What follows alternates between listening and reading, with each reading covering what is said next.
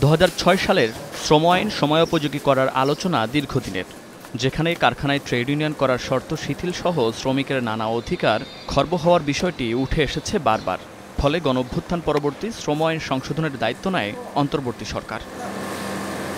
মঙ্গলবার শ্রম আইন সংশোধন করে নতুন অধ্যাদেশের গেজেট জারি করে সরকার। এর আগে গত 23 অক্টোবর উপদেষ্টা পরিষদের বৈঠকে সংশোধনের বিষয়টি নীতিগত ও চূড়ান্তভাবে অনুমোদিত হয়। আইনে সবচেয়ে বড় পরিবর্তন আনা হয়েছে কলকারখানায় ট্রেড ইউনিয়ন গঠনের ক্ষেত্রে। আগের আইনের 20% শ্রমিকের সম্মতির বিষয়টি উঠিয়ে এখন ন্যূনতম 20 জন শ্রমিক মিলেই ইউনিয়ন করার বিধান রাখা হয়েছে নতুন অধ্যাদেশে। ট্রেড ইউনিয়ন ঠেকাতে দীর্ঘদিন ধরে শ্রমিকদের কালো তালিকাভুক্ত করার অভিযোগ ছিল বিভিন্ন খাতে। নতুন অধ্যাদেশে এই প্রথা সম্পূর্ণ নিষিদ্ধ ঘোষণা করা হয়েছে। কোনো শ্রমিক চাকরি হারানোর পর নতুন কারখানায় নিয়োগ পেতে কোনোভাবেই বাধাগ্রস্ত হবে না। বড় পরিবর্তন এসেছে শ্রমিকের সংজ্ঞাতেও। প্রথমবারের মতো গৃহকর্মী ও নাবিকদের শ্রম আইনের আওতায় আনা হয়েছে। ফলে তাদের কাজ, মজুরি, নিরাপত্তা ও অধিকার আইনগত সুরক্ষার মধ্যে আসবে। পাশাপাশি অলাভজনক সংস্থার কর্মীরাও শ্রম আইনের সুবিধা পাবেন।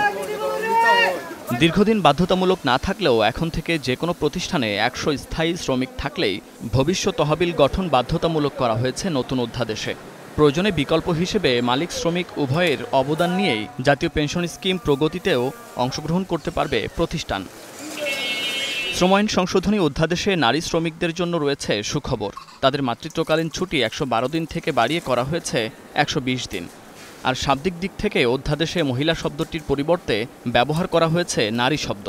এছাড়া যৌন হয়রানি প্রতিরোধে আরও কঠোর ব্যবস্থা, নারী পুরুষের বেতন বৈষম্য নিষিদ্ধকরণ এবং একই কাজের জন্য সমান মজুরি নিশ্চিত করার নির্দেশ যুক্ত হয়েছে অধ্যাদেশে। শ্রমিকদের সুরক্ষায় প্রথমবারের মতো দুর্ঘটনা ক্ষতিপূরণ তহবিল গঠন করবে সরকার, যার মাধ্যমে কর্মস্থলে আহত বা নিহত শ্রমিকদের পুনর্বাসন ও চিকিৎসা নিশ্চিত করা হবে। Munnaf Rashid, star news, Dhaka.